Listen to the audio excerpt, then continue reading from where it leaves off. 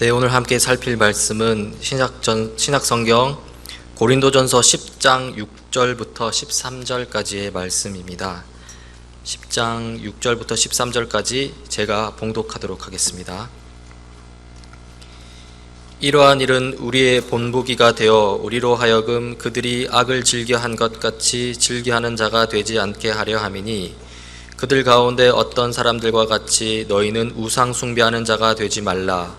기록된 바 백성이 앉아서 먹고 마시며 일어나서 뛰논다 함과 같으니라. 그들 중에 어떤 사람들이 음행하다가 하루에 23,000명이 죽었나니 우리는 그들과 같이 음행하지 말자. 그들 가운데 어떤 사람들이 주를 시험하다가 뱀에게 멸망하였나니 우리는 그들과 같이 시험하지 말자. 그들 가운데 어떤 사람이 원망하다가 멸망시키는 자에게 멸망하였나니 너희는 그들과 같이 원망하지 말라. 그들에게 일어난 이런 일은 본보기가 되고 또한 말세를 만난 우리를 깨우치기 위하여 기록되었느니라. 그런즉 선줄로 생각하는 자는 넘어질까 조심하라.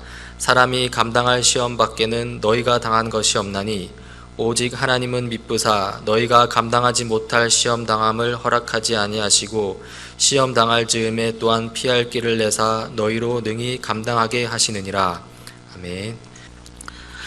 우리가 아직까지 어려운 시간을 겪고 있습니다. 이 코로나19 유행병이 이렇게 잘 수그러지지를 않네요. 오늘 아침에 통계를 보니까 벌써 감염자가 1,000만 명이 넘어갔고 사망자가 50만 명이 넘어갔다고 그럽니다.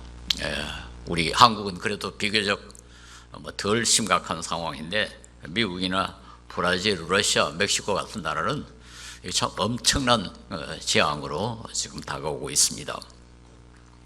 자, 이런 대재난이 일어날 때마다 사람들은 뭐가 잘못됐는가, 앞으로 세상이 어떻게 될 것인가, 이런 것에 대해 생각하는 것 너무나 당연하죠. 그래서 요즘 이에 대한 책도 들어 나오고 또 세미나도 열리고 그렇게 됩니다.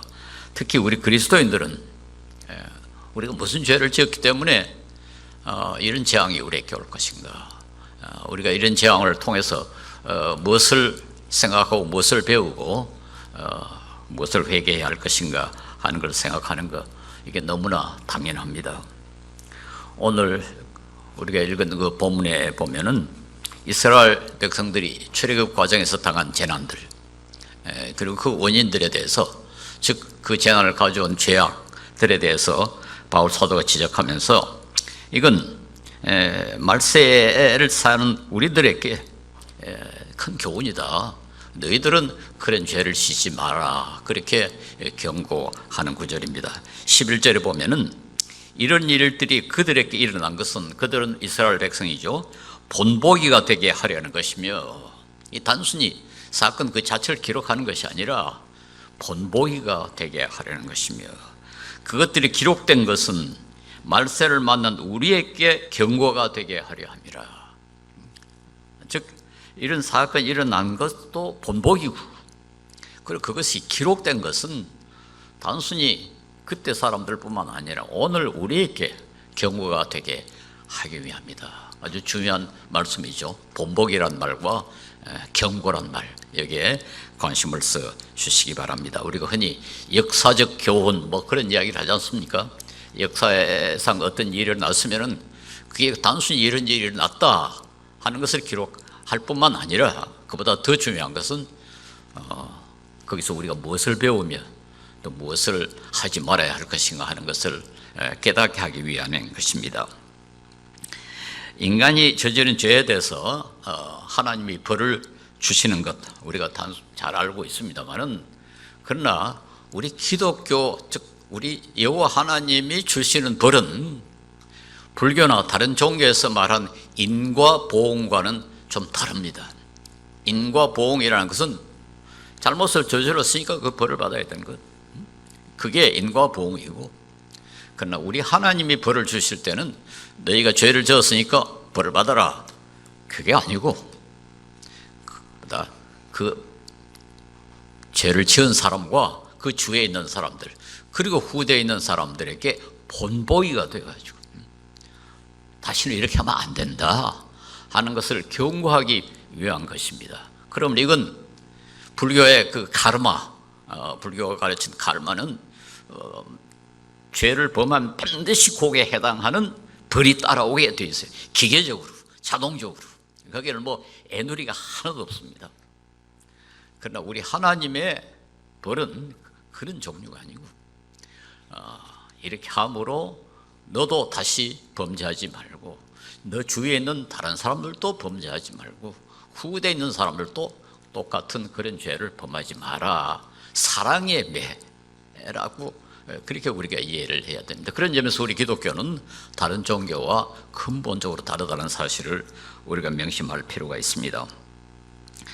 오늘 본문에 기록된 그 이스라엘 사람들의, 즉 광야에 다니던 이스라엘 사람들의 잘못이 몇 가지가 기록이 되어 있는데 7절에 보면 우상숭배, 그들이 우상숭배했기 때문에 벌을 받았다.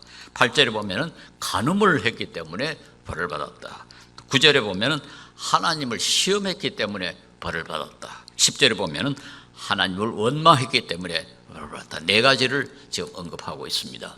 그런데 오늘 코로나19로 우리가 재난을 당하면서 우리에게 해당되는 것은 우상숭배와 간음도 물론 너무 중요하지만은 주로 하나님을 시험하는 것과 하나님을 원망하는 이 두 가지가 오늘 가능한, 우리도 그런 죄를 지을 가능성이 있기 때문에 그 문제에 대해서만 한번 생각해 보겠습니다.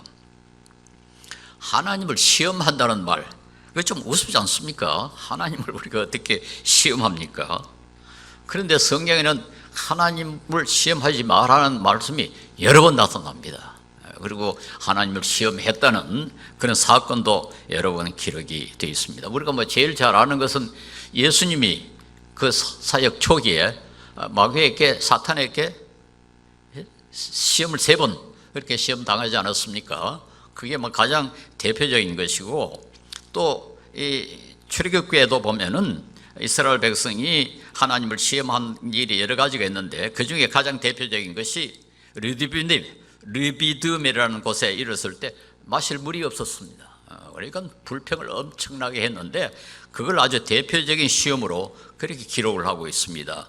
출애굽기 17장 7절에 보면은 이스라엘 자손이 거기에서 죽게 되어들었다고 해서 사람들은 그곳의 이름을 무리바라고도 하고, 또 거기서 주께서 우리 가운데 계시는가 안 계시는가 하면서 주를 시험하였다고 해서 그곳의 이름을 마시아라고 한다. 그렇게 기록이 되어 있는데요. 이게 무리바란 말은 다툼이란 뜻이고 마사란 말은 시험이란 뜻을 갖고 있습니다. 거기서 하나님을 시험했다. 어떻게 시험했냐? 정말 하나님이 계시는가 안 계시는가 한번 시험해보자. 적어도 성경은 그 사실을 그렇게 그 시험의, 하나님 시험의 대표적인 케이스로 그렇게 기록을 하고 있습니다.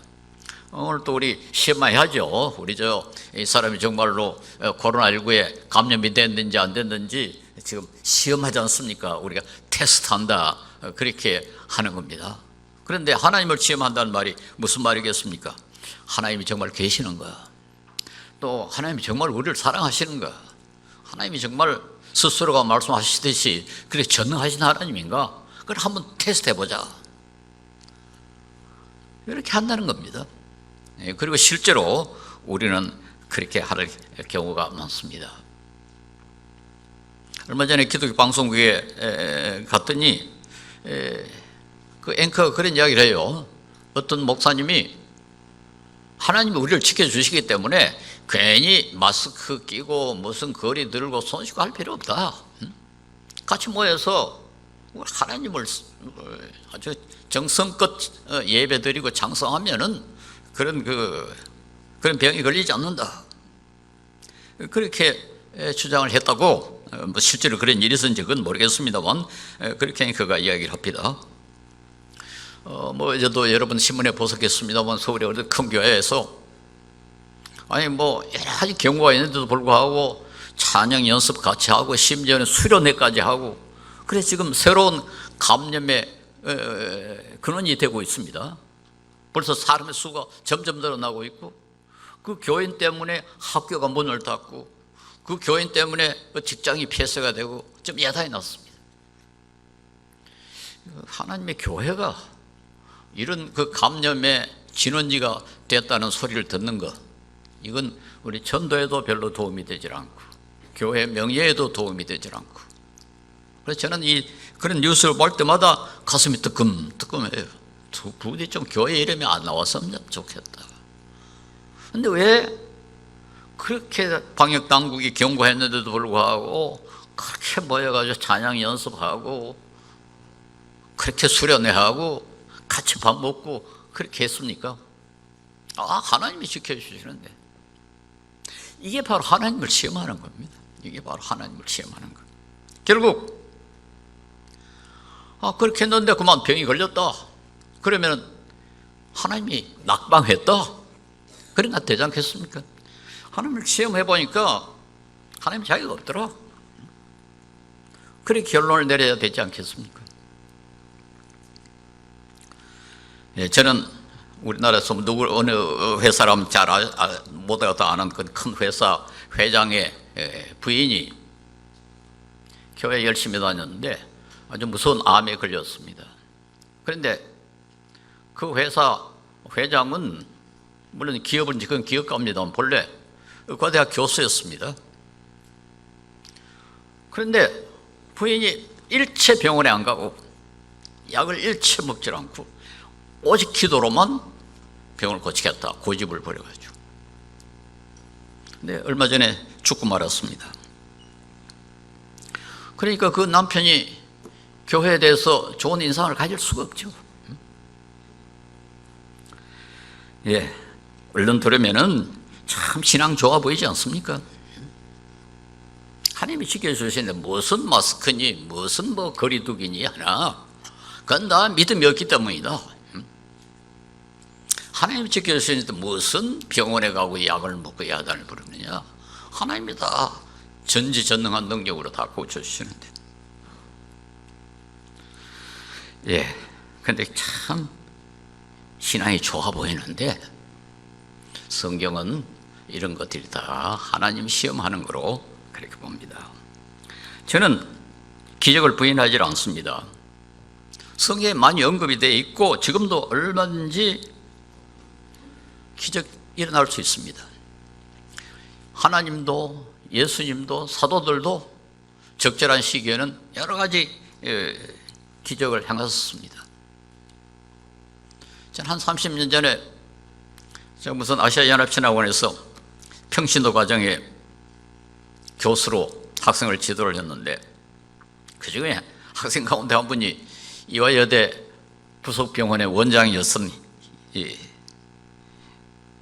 이명수 박사라는 분이 계십니다. 저보다 연수도 많고 참 우리 교계에서 존경받는 아주 경건한 훌륭한 목사님, 장로님인데 그분이 거기에 학생으로 가지고 논문을 썼는데 저를 또 지도 교수라 그래가지고 저보고 교수님이어서 제가 참 난감한 난처한 때를 보냈습니다만은 하루는 이거 좀 만나자고 불렀습니다.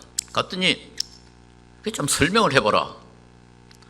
어떤 목사님이 찾아왔는데 이마에 무슨 종기가 생겼는데 뭐 약을 먹고 뭘 해도 도움이 낫질 않는다. 너무 답답해서 찾아왔습니다. 그랬더래요. 그래가지고는 전문의에게 부탁해서 한번 조직 검사를 해보라 그랬더니 피부암이라는 것이 판명이 됐습니다. 그래가지고 뭐 의사로 하여금 수술도 하고 뭐 약을 하고 그랬는데 얼마 후에 훨씬 악화가 돼가지고 다시 왔더래요. 뭐 아무 소용이 없습니다. 안 됩니다. 그러니까 너무 난처해가지고는 마침 그때 중년께 어느 권사가 기도로 병을 잘 고친다고 알려졌을 때입니다. 뭐 여러분 혹 기억하실 분도 계실 겁니다. 거기라도 한번 가보십시오. 그랬대요. 얼마 후에 그 목사님이 다시 오셨는데 깨끗하게 나가지고 왔더래요. 너무 놀라가지고 다시 전문의로 하여금 검사를 해보라고 그랬더니 뭐 말짱 암에 자취도 없이 사라졌더라는 겁니다. 그리고 저보고 이명수 박사가 한번 설명을 해보세요. 저 무슨 방법으로 설명을 합니까? 설명할 수 없죠. 하나님은 뜻이 계시면 하십니다. 기적 얼마든지 일어날 수가 있습니다. 그러니까 저는 절대로 기적을 부인하지도 않고 불가능하다고 생각하지 않습니다. 하나님이 원하시면 얼마든지 기적이 일어날 수가 있습니다. 그런데 성경에 기록된 기적, 그건 하나님께서 특별한 뜻이 계셔가지고 개입하시는 겁니다. 뭐 기적이라는 게 그렇게 복잡하지 않죠. 우리 알고 있는 상식, 우리가 알고 있는 자연과학 지식, 이것을 어긋나게 그거하고는 전혀 관계없이 일어나는 것을 우리가 이제 기적이라고 그러는데, 하나님은 그걸 얼마든지 할 수가 있습니다. 그런데 문제는 이게 아주 중요합니다. 이 하나님께서 특별한 뜻이 계셔서 개입하시는 그 자체를 하나의 법칙으로 만들어 버리는, 이게 많은 사람들이 오릅니다. 누구가 기도하면 반드시 낫는다. 이 병은 약으로 되는 게 아니고 수술로 되는 게 아니고 기도하면 낫는다. 자기 생각을 하나님의 뜻으로, 하나님의 뜻을 하나의 법칙으로 만들어 버리는 겁니다. 항상 그렇다. 그러면은 하나님이 법칙이 되어버린 거죠. 하나님의 뜻이라는 게 뭡니까? 자유의지. 하나님이 원하시면 하시고 원하지 않으면 안 하시는 게 자유의지거든요. 그런데 하나님은 자유의지로 기적을 일으키시는데 어떤 착각을 하는 거니까 항상 기도하면 낫는다. 하나의 법칙처럼 그렇게 만들어 버리는 겁니다. 그래가지고는 하나님의 능력을 믿고 우리가 같이 모여가지고 큰 소리로 찬송하고 기도하면 절대로 코로나 바이러스가 범접하지 못한다. 그 자체를 하나의 법칙처럼, 규칙처럼 만들어 버리는 겁니다. 그래서 우리 하나님의 뜻을 불교의 칼마처럼 무슨 그 자체가 하나의 법칙인 것처럼 그렇게 만드는 것이 이 기적을 오해하는 사람들의 큰 오류입니다. 하나님이 선하신 뜻을 가지고 특별하게 개입하시는 것, 그걸 우리가 부인하지를 않습니다. 그걸 하나의 법칙처럼 그렇게 착각하면 안 됩니다. 우리는 너무 쉽게 하나님의 뜻을 우리 생각인 것처럼 착각을 하는 거죠. 상당히 오래전에 제가 그 타임즈라는 잡지에 만화를 하나 본 기억이 납니다. 그때 항상 이 짐승도 교육시키면은 배운다, 뭐 이런 것이 많이 그 연구되던 때입니다. 그때 그 만화의 내용이 어떤 거니까 쥐가 있는 곳에 이 버튼을 달린 줄을 이렇게 내려가지고 쥐가 이 버튼을 건드리면은 초콜릿을 하나씩 떨어뜨렸어요. 그러니까 바깥에 사람이 실험하는 분이 이렇게 보고 있다가 쥐가 우연히 이 버튼을 건드리면은 초콜릿 하나씩 던져주거든요. 그런데 몇 번 이렇게 반복을 하는 거, 처음에는 뭐 쥐가 이렇게 움직이다가 건드렸겠지만은 초콜릿가 자꾸 떨어지니 그다음부터는 쥐가 이제 배가 고프면 하면은 그 버튼을 누른단 말이에요. 그리고 그때마다 초콜릿가 떨어지거든요. 그런데 그 만화 내용에 다른 쥐가 방문을 했는데 그 다른 쥐한테 뭐라고 말하는 거니까, 내가 사람을 훈련을 잘 시켜가지고 놨더니 내가 요것만 건드리면 초콜릿을 떨어뜨린다. 지금 우리 기적에 대해서 이렇게 착각을 하는 거죠. 마치 좀 무엄한 소리입니다만 내가 하나님을 잘 훈련시켜 놨더니 내가 기도 막 하면 병이 났는데, 하나님은 그런 대상이 아니지 않습니까? 하나님은 절대 권력을 가지고 절대 능력을 행사하시고 절대적인 자유의지를 가지시고 자기의 선하신 뜻대로 기적을 행하시지, 사람이 요구한다고 해가지고 그때마다 하나님 착착 초콜릿을 던져주는 그런 하나님 아니지 않습니까? 그런 우려를 우리가 많이 범할 수가 있습니다. 그래서 방역 같은 것도 그렇게 할 필요 없다. 우리가 같이 모여서 정성을 다해가지고 찬송하고 기도하고 그러면 병 안 걸린다. 그 자기의 생각을 하나님의 뜻으로 좀 착각하는 겁니다. 성경은 기적을 그렇게 높이 평가하지 않아요. 전반적으로. 마가복음 13장 22절에 거짓 그리스도들과 거짓 예언자들이 일어나 표징들과 기적들을 행하여 보여서 할 수만 있으면 선택받은 사람들을 홀리려 할 것이다. 그렇게 예언을 하셨고, 요한복음 4장 48절에 보면 예수님은 너희는 표적이나 기이한 일들을 보지 않고는 결코 믿으러 하지 않는다. 아주 원망하시는 겁니다. 너희들 꼭 기적을 봐야 믿으려고 한다. 마태복음 12장 39절에 보면 악하고 음란한 세대가 표적을 요구하지만은 이 세대는 예언자 요나의 표적밖에는 아무 표적도 받지 못할 것이다. 악하고 음란한 세대가 표적을 구한다. 그렇게 합니다. 예, 성경은 기적을 무시하지도 않고 불가능하다고 하지 않지만은 그 기적이 그렇게 대단한 것이다 그렇게 생각하지 않고 가르치지 않고 실제로 그 이단들과 사이비 종교들 기적 많이 행하죠. 우리가 이건 오히려 불신의 표시다. 기적을 봐야 믿는다. 그건 불신의 표시라 할 수가 있고요. 믿지 않으려면 기적을 봐도 믿질 않습니다. 제가 만난 어떤 그 교육부 공무원은 저한테 그런 이야기를 해요.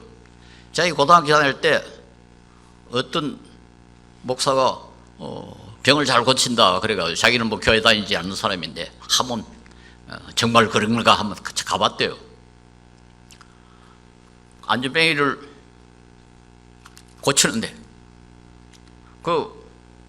막 기도하는데 뭐 눈 감고 기도하라고 그러더래요. 근데 자기는 눈 안 감고 딱 그 눈을 부릅뜨고 자세히 봤대요. 근데 정말 일어서더래요. 일어서고 그동안에 다리를 이렇게 늘 접치고 있었기 때문에 여기에 햇빛이 안 들어가서 그런지 여기 하얀 이렇게 폈는데 그 하얀 자국이 다 자기 눈에 보이더래요. 뭐 틀림없이 그 사람이 병을 고쳤다는 겁니다. 그런데 그 사람은 교회 안 다녀요. 믿지 않으려면 기적을 봐도 믿지를 않습니다. 우리가 잘못하면은 하나님의 그 의지를 마치 법칙인 것처럼 착각하는, 자유의지를 법칙으로 착각하는 그를 오류를 범하고 있고, 우리 기독교 역사에는 그런 오류가 많이 범해졌습니다. 특별히 그 우리 신학교에서 조직신학에 하나님의 속성, 하나님은 어떠한 속성을 가지고 있는가 하는 그거를 보면은 하나님의 불변성이라는 그 표현이 있어요. immutability. 하나님이 절대로 바꿔지질 않는데, 이건 사실은 이 히랍 철학의, 그리스 철학의 영향을 받은 잘못된 표현입니다. 그리스 철학에서는 뭐든지 변하는 건 하급이고 변하지 않은 건 고급입니다. 그래가지고 이 육체는 변하기 때문에 하급이고, 논리, 수학 이건 변하지 않기 때문에 고급이고, 그래서 하나님의 신의 속성은 영원 불변한 것. 그래서 immutable. 이걸 갖다 조직신학에 그대로 도입을 했는데요. 또 성경에도 뭐 그렇게 해석할 수 있는 구절들이 들어 있습니다. 사무엘상 15장 29절에 보면 이스라엘의 영광이신 하나님은 거짓말도 안 하시거니와 뜻을 바꾸시지도 않으십니다. 하나님은 사람이 아니십니다. 찬송가 우리 143장에도 보면 변함없는 영광의 주, 세상 지나고 변할지라도 영원하신 주 예수 찬양합시다. 그래가지고는 마치 우리 하나님은 불변하시고 영원하시고, 영원이라는 게 뭐를 뜻하는지도 잘 모릅니다. 하여튼 그런 그 실합적인 그 사고방식이 우리 기독교에 너무 많이 들어와가지고 하나님은 마치 만고불변의 법칙처럼, 뭐 다이아몬드처럼 그렇게 변하지 않는다, 이렇게 착각을 하는데요. 그러나 이건 어떤지 좀 잘못된 표현이다, 저는 그렇게 생각합니다. 하나님의 불변성이라 할 것이 아니라 하나님의 신실성이라고 그렇게 표현을 해야 됩니다. 불변성과 신실성은 좀 다르죠. 불변은 뭐 다이아몬드 변하지 않죠. 금도 변하지 않죠. 수학 공식, 논리 법칙 변하지 않죠. 그런 불변이 아니라 신실함. 이게 아주 중요합니다. 오늘 13절에 보면은 하나님은 신실하십니다 하는 구절이 있습니다. 중요한 말씀입니다. 하나님이 한번 약속하시면은 그 약속 지키신다. 그건 하나님이 기계적으로 지킨다 그런 뜻이 아니죠. 하나님이 그렇게 원하시기 때문에 한번 약속하신 것에 대해서 신실하시다 그런 뜻입니다. 하나님 한번 약속하셨지만은 만약에 그게 우리에게 유익하지 않냐면 바꾸십니다. 하나님은 우리를 사랑하시는 것에 신실하시지 구체적인까지 다 한번 약속하신 것을 그대로 지킨다 그런 뜻이 아닙니다. 성경에 가장 이게 두드러진 것은 요나서인데요. 하나님이 니느웨를 멸망시키기로 아예 작정을 하셨어요. 그럼 멸망시켜야 되지 않습니까? 그런데 니느웨가 회개를 했습니다. 그러니까 멸망 안 시키신 겁니다. 바꾸신 겁니다. 그런데 참 우스운 것은 요나가 그 때문에 화가 났어요. 하나님은 한번 멸망시키겠다고 약속했으면 멸망시키시는 거지. 왜 멸망 안 시키십니까? 그래가지고 요나서 4장 2절에 이렇게 되어 있습니다. 주님, 내가 고국에 있을 때 이렇게 될 것이라고 이미 말씀드리지 않았습니까? 내가 서둘러 다시스로 달아났던 것도 바로 이것 때문입니다. 즉 하나님은 자꾸 바꾸시기 때문에 내가 화가 나서 하나님은 은혜로우시며 자비로우시며 조음처럼 노하지 않으시며 사랑이 한없는 분이라서 내리시려던 재앙마저 거두실 것을 내가 알고 있었기 때문입니다. 내리려고 작정을 하셨으면 내리셔야지. 내리시려고 작정하신 것도 니네가 회개하면 바꾸실 것을 내가 알았기 때문에 내가 화가 나가지고 다시스로 도망을 쳤습니다. 참 재밌죠? 말하지만 왜 하나님은 나 같지 않습니까? 나는 한번 작정하면 그대로 합니다. 근데 하나님은 안 하십니다. 그러니까 내가 화가 난 거 아닙니까? 그렇게 요나가 이야기하는 겁니다. 우리 하나님의 불변성은 금과 다이아몬드의 법칙의 불변성이 아니라 사랑의 불변성. 끝까지 우리를 사랑하신다. 우리에게 이익이 되는 것, 궁극적으로 우리에게 이익이 되는 것을 끝까지 지키신다. 그런 의미로 신실성입니다. 그래서 우리는 하나님이 정말 계시냐 안 계시냐 기적 같은 거 그런 거 바라지 말고 우리가 할 수 있는 일을 최선을 다해서 해야 됩니다. 그래서 우리 표현에 진인사 대천명 뭐 이런 말이 있죠. 사람 할 일은 다 하고 하나님의 명령을 기다린다. 우리가 해야 할 일을 다 하라는 겁니다. 그리고는 하나님의 뜻을 기다리라. 그래서 우리 병들면 기도하면 하나님 다 고쳐주신다 그렇게 할 게 아니라 운동도 열심히 하고 예방주사도 맞고 병원에도 가고 약도 먹고 그러나 병이 나으면은 그건 하나님의 뜻이다. 그게 바로 우리 그리스도인들의 생각입니다.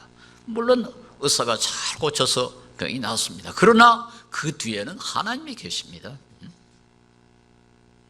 그래서 우리가 의사에게도 감사하지만은 하나님께도 감사하고 그게 우리 성경적인 태도가 아닌가 그렇게 생각합니다. 성경 전체로는 모든 범죄가 하나님을 시험하는 거라고 그렇게 보고 있습니다. 죄를 짓는 것은 반드시 죄를 지으면 하나님이 나한테 벌을 주실 것이다. 그렇게 믿으면 죄를 안 짓죠. 하나님이 정말 죄를 벌 주실까? 그게 다 하나님을 시험하는 거라고 되어 있습니다. 둘째로 우리 원망에 대해서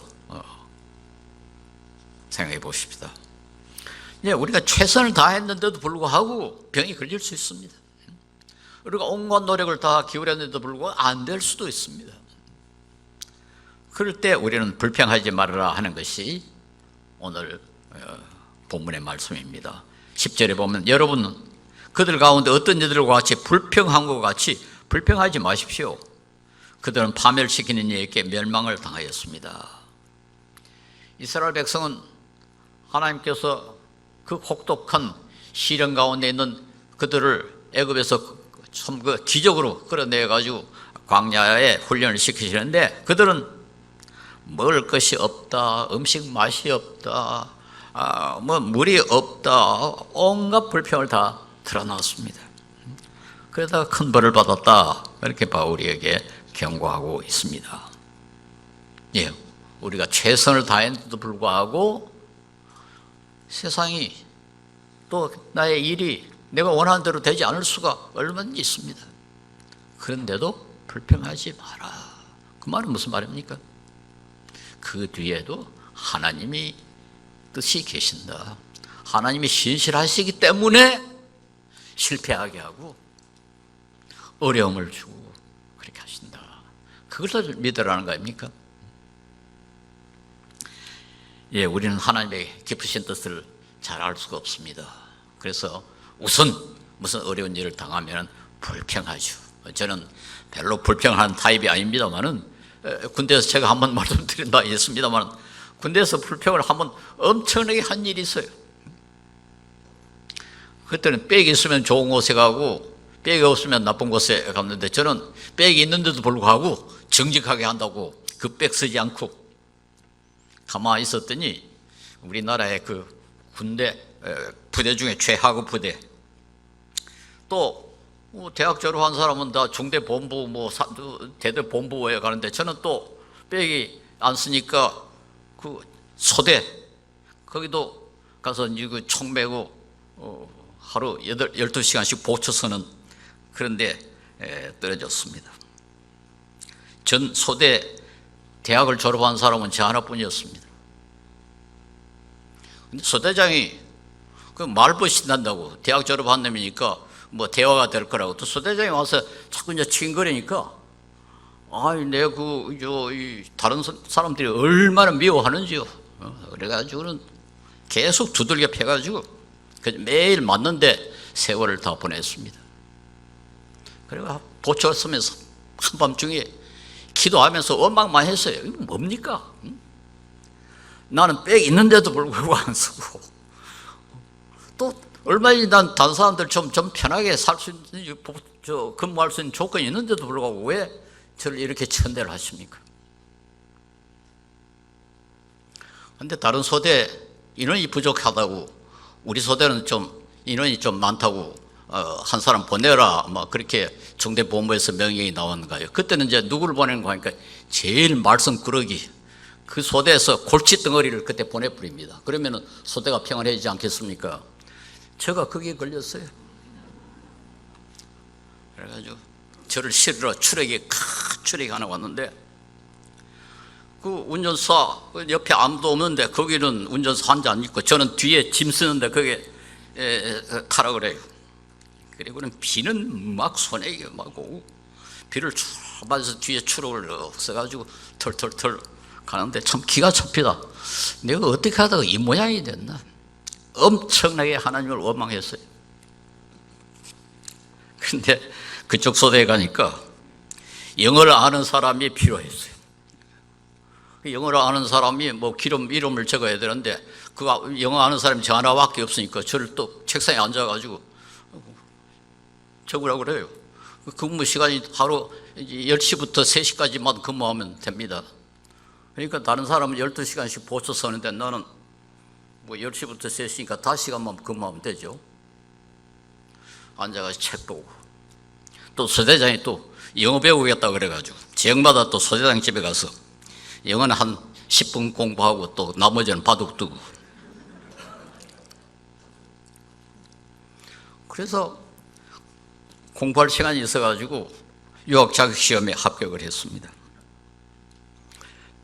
여러분 원망을 해봐야 우리가 무식해서 원망합니다. 하나님께서 우리에게 이익을 주시기 위해서 우리에게 어려움을 주실 수도 있고 우리 하나님 뜻을 알 수가 없습니다. 하나님은 신실하시기 때문에 결단코 우리를 영원히 멸망하는 곳으로 그렇게 버리시지 않습니다. 그래서 원망하지 말기 바랍니다. 잠언 3장 12절을 보면 대제 여호와께서 그 사랑하는 자를 징계하시기를 마치 아비가 그 기뻐하는 아들을 징계함과 같으니라. 훌륭한 아비는 자식에게 가끔 징계를 하죠. 잘못하면 벌을 주죠. 왜? 더 훌륭하게 되라고 벌을 주는 겁니다. 그러니까 우리가 어려움을 당할 때도 그게 마지막이다 생각하지 마시고 내가 더 훌륭한 하나님의 백성이 되기 위해서, 더 행복한 사람이 되게 하기 위해서 하나님이 징계하신다, 벌을 주시는 거다, 그렇게 믿어야 됩니다. 예, 우리 믿음의 핵심은 하나님의 불변성이 아니라 하나님의 신실하심입니다. 이사야 49장 15절이 말한 것처럼 어머니가 어찌 제 젖먹이를 믿겠으며 잊겠으며 제 태에서 난 아들을 어찌 긍휼히 여기지 않겠느냐. 비록 어머니가 자식을 잊는다 하여도 나는 절대로 너를 잊지 않겠다. 젖먹이를 가진 어머니가 그 아기를 잊을지라도 하나님은 우리를 잊지 않으신다.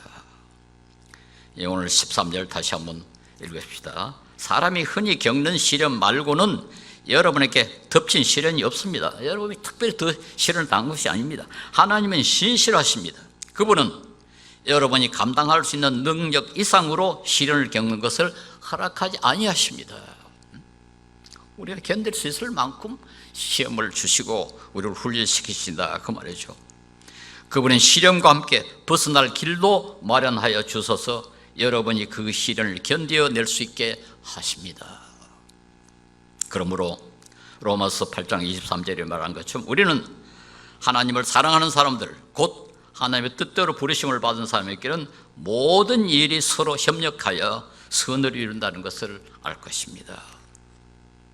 모든 것이 합력하여 선을 이루십니다. 그래서 우리가 어려움을 당한 것도 결국 우리에게 더 큰 이익을 주기 위한 하나님의 사랑의 표현이라는 걸 믿고 이 긴장되는 시기에 어려운 상황을 잘 극복하시고 원망하지 마시고 하나님을 시험하지 않는 그런 시간들을 보낼 수 있기를 바랍니다.